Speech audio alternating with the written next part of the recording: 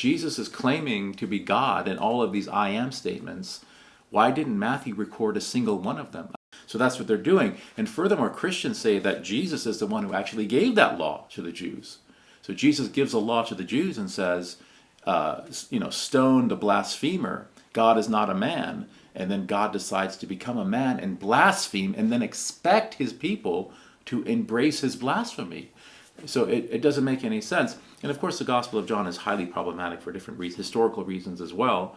If you ask a Christian, where does Jesus claim to be God? Invariably, he's going to quote the Gospel of John. The Father and I are one. For Abraham was I am the resurrection and the life. He'll quote from the prologue of John's Gospel. In the beginning was the Word was with God, the Word was God. The problem is Matthew, Mark, and Luke don't record any of these things. And according to Christian tradition, Matthew is a disciple of Jesus.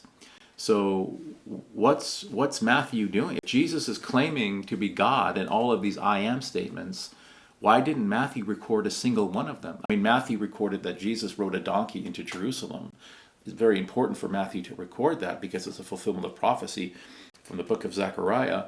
Okay, fine, but why didn't Matthew record Jesus claiming to be God?